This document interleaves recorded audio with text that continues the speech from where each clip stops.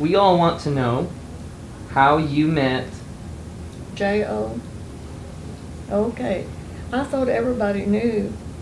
It was quite the attention, drew quite a bit of attention in Greenwood.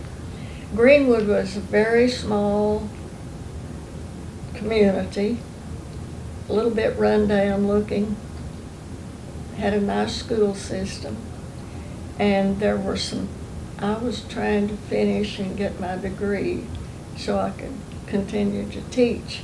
In those days, there were a lot of teachers that did not have a degree that were teaching here in Fort Smith, and they had to go someplace and take short courses, summer courses, night classes, extension courses, whatever was available to get enough credit so that they could get their license renewed. Well, I was taking an extension class, and the teachers were coming from Conway. They would drive up, the professors would drive up from Conway to Greenwood in the late evening and teach a couple of classes, I believe. So I'd get 6 hours credit by going. And I attended this first session. I was teaching school at the time, and so I was trying to do night classes and about to lose my interest in going to school because it was getting to be too much. And at the end of the semester, I couldn't decide whether I wanted to do another one or not. This is at Greenwood. So I just walked out into the hall, stood there and waited while the rest of the group I'd gone with went on to their class. And along came this nice-looking young man, and he said, "Could I help you?" And I said, "No, I'm just waiting on my friends to finish their class." And I said, they're taking class, and I'm not sure I want to take it this next semester. So he said, "Why don't you come into my office and wait?" And I thought, well, that's a nice offer. I can sit down and wait because it would be at least an hour before they'd be through. So I went into his office, and he asked me a lot of questions and got to talking, and we talked quite a bit and found he's quite an interesting person. I had no idea who he was or anything about him except he was connected with the school there in Greenwood. Well, all of the teachers who worked for J.O. and the superintendent there, J.O. was just principal at that time, and they were very curious about me. And talk about a background checkup, I had it. They checked me out pretty thoroughly. They asked questions about to the other people, the teachers, who I was and what about me and so on. And some of them apparently decided I might be a good prospect for J.O.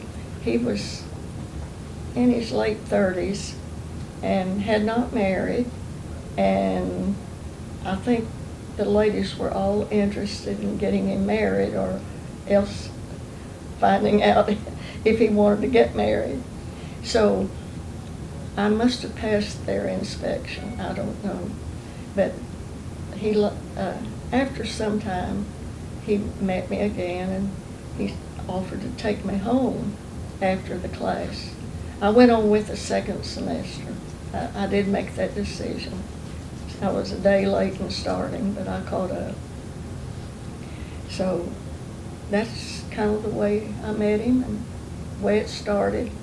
And if you're a timid person meeting a person who's not been married and principal of a school, well known, small town, everybody's curious about you,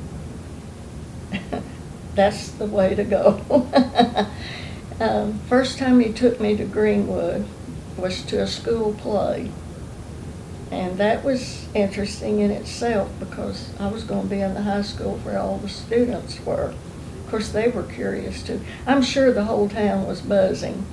And one of my friends who had taught school in Greenwood at one time said the people there the ladies are very proper in the way they dress, and they all wear hats when they go to a play or an occasion like that. So I wore a hat that night. Guess what? I was the only one in there with a hat on. The only one. And then another funny thing happened. When I was in the classes at State Teachers, I went on to summer school the next summer, down to a college there. And there were several of us around the table, several teachers from Greenwood there. And the superintendent's son was there. I wasn't acquainted with him, but I knew who he was. And he turned to one of the Greenwood teachers and said, "Hey, have you heard the latest hot news?" And she said, "No, what is it?" She says, "Prof Dill's got a girlfriend." And so there I sat. He didn't know that. And one of the teachers said, "Well, there she is." And he was so apologetic, it really embarrassed him for what he had said. It didn't bother me, I think, as much as it did him. But I just went through a lot of little things like that, and so. Do you have a favorite memory with him that you could share with maybe them that they don't know? Favorite memories.